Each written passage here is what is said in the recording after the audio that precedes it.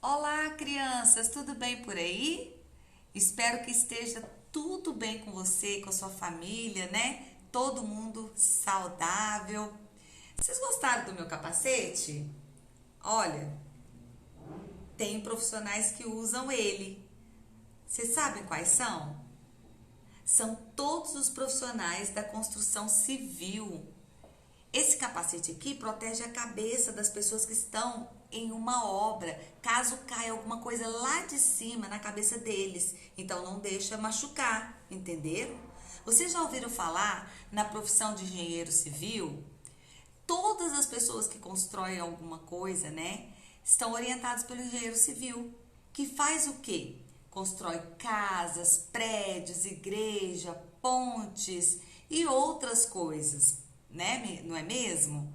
Então, hoje eu quero estudar com vocês sobre a construção de um templo muito especial. O que é templo, tia Márcia? Era uma igreja, não igual a que a gente tem, né? Mas era um espaço onde adorava a Deus. O primeiro templo do povo de Deus, né, foi construído e eu vou contar cada detalhe para vocês. Você não pode perder essa linda história. Corre, pega a sua coroa, chama o papai e a mamãe, porque a nossa história já vai começar. O rei Salomão foi escolhido por Deus para construir o templo. Desde o deserto até aquele momento, o povo adorava a Deus em um tabernáculo, que era igual uma tenda. Já viram uma tenda, crianças? Quando o papai vai pescar, ele arma uma tenda. Naquela época, eles armavam tendas, entendeu? As casas eram assim. E também a igreja, o templo.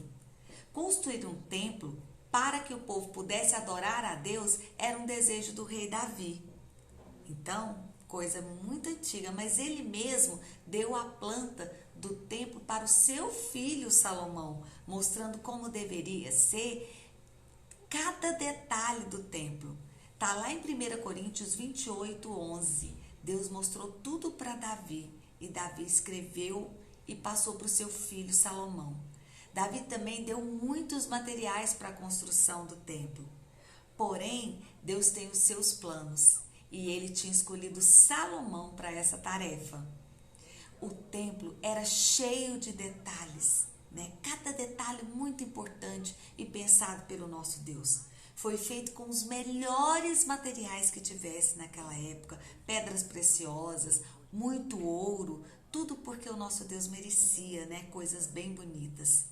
Sabe quantos homens, crianças, trabalharam nessa construção? Com aquele chapéu lá, lembra daquele chapéu que eu mostrei da pessoa que trabalha na construção civil? Leia lá em 1 Reis 5,13. Lá nos conta que foram 30 mil homens. Olha quantas pessoas. Uau! Foi tudo bem feito. E a construção demorou, sabe quantos anos? 7 anos, queridos. Quando Salomão construiu o templo com todos esses detalhes, ele fez uma coisa muito importante. Vocês se lembram da Arca da Aliança? Lembra que Davi buscou a Arca da Aliança, que ela foi trazida, né, por Davi de volta para o meio do seu povo? Isso mesmo, aquela arca representava a presença de Deus lá no meio do povo. Dentro dela estavam as tábuas da lei, né? Os 10 mandamentos. Lembra que a tia Márcia já mostrou isso e já falou muito sobre isso em lições passadas? Né? Tudo isso foi dado por Deus a Moisés e ao seu povo para que ele escrevesse, né, os 10 mandamentos. A arca foi colocada em um lugar muito especial, um lugar onde somente o sacerdote podia entrar, né? E esse lugar chamava Santo dos Santos. Cada detalhe era algo muito especial e desenhado e falado pelo nosso Deus. Quando tudo já estava pronto, Salomão deixou para apresentar o templo em uma grande festa. Foi feita uma grande festa chamada Festa dos Tabernáculos.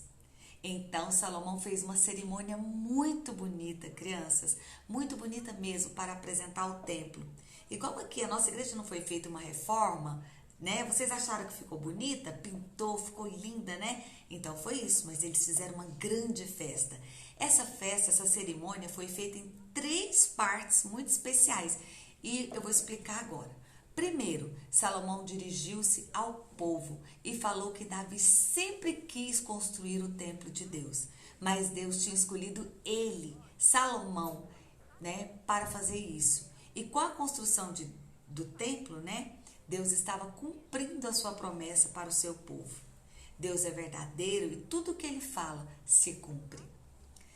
Segundo, crianças, Salomão dirigiu-se a Deus e ele orou na presença de todo o povo e reconheceu que não havia outro Deus como o nosso Deus de Israel. Ele falou isso para todo o povo. Sabe, crianças, Salomão, ele havia construído um templo, né, para Deus, mas Deus não cabia. Ele sabia disso, que Deus não podia ser limitado a um templo, né, a um espaço físico. Deus é muito maior do que isso. Ele não fica lá dentro da nossa igreja quando a gente vai embora. Ele vai conosco. Ele está na nossa casa, ele está em todos os lugares, né? Porque ele pode estar em todos os lugares ao mesmo tempo, aqui comigo e aí com vocês. Porém, a igreja, o templo, seria um lugar muito especial, um lugar onde quem pecasse poderia pedir perdão.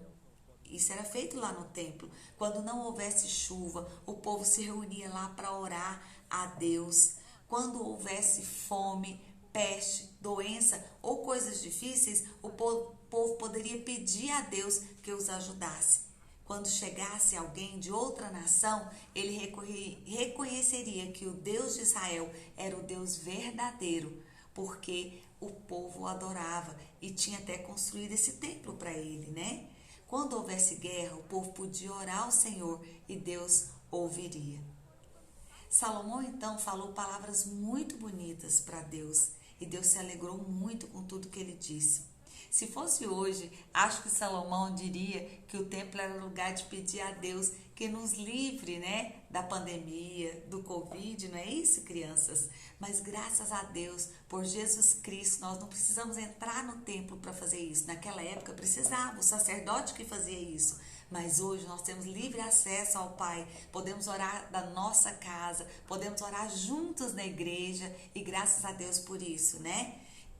Hoje, esse é um dos nossos grandes problemas, que é o Covid, que é a pandemia. Mas existem outros também que a gente precisa pedir. E por último, Salomão virou-se para o povo e os abençoou. Salomão pediu para que o coração do povo estivesse sempre em Deus. O coração é muito importante, que a gente tema o nosso Deus e a gente observe aquilo que Ele quer, observando o que Ele diz na sua lei, para que todos os povos reconhecessem que Deus era o único e verdadeiro Deus, através do seu povo. Isso não é muito bonito, crianças? Essa passagem bíblica, ela é linda, não é mesmo? Ela fala e essa cerimônia terminou com uma grande festa, né, que a Bíblia nos conta, a qual todos prestaram culto a Deus e saíram de lá bem felizes, porque Deus tinha cumprido a sua promessa para com eles. Podemos guardar 2 grandes lições dessa história. A primeira delas é que Deus sempre cumpre as suas promessas. Aquilo que Ele fala acontece mesmo, crianças, pois Ele nunca mente e você pode confiar nisso. Deus cumpriu a sua promessa de mandar o seu único filho para salvar você do seu pecado e a mim também. E essa foi a promessa e o cumprimento mais amoroso da história do mundo, da humanidade, né? De nós todos. A segunda lição, Deus como nosso merece ser adorado. A construção do templo relembra um tema importante da palavra de Deus, que Deus é o único e verdadeiro Deus e Ele deve habitar em nosso coração. Qualquer coisa que colocarmos em nosso coração e na nossa mente, né, que se torne mais importante que Deus, não está certo, crianças. Nada pode ser mais importante que o nosso Deus. Ele não divide a sua glória com ninguém, né? E precisamos consertar isso, pois Deus é único e só Ele merece a nossa atenção, o nosso louvor e a nossa adoração. Vamos falar o nosso versículo? Quem já aprendeu? É um versículo grande, né? Mas já deu para decorar. Dá, pois, ao teu servo coração compreensivo para julgar o teu povo, para que prudentemente discirna entre o bem e o mal. 1 Reis 3, 9. Vamos novamente, crianças? Agora eu quero que você fale junto com a tia Márcia. Vamos lá? Decorado, hein? Dá, pois, ao teu servo coração compreensivo para julgar o teu povo, para que prudentemente discirna entre o bem e o mal. 1 Reis 3, 9. Baixe as suas cabeças, vamos orar, crianças. Senhor Jesus, ensina-nos a sempre te adorar, sempre crer que o Senhor fala sempre a verdade, que o Senhor é o Deus das nossas vidas e é o único Deus que devemos adorar. Esteja conosco todos os dias, nos ensinando a estarmos fiéis à Tua palavra. No nome santo de Jesus que nós te pedimos. Amém. Que pena, né? Que já terminamos, crianças. Eu fico muito triste quando eu tenho que ir embora. Mas eu desejo a todos vocês um ótimo final de domingo e fiquem com Deus. Tchau!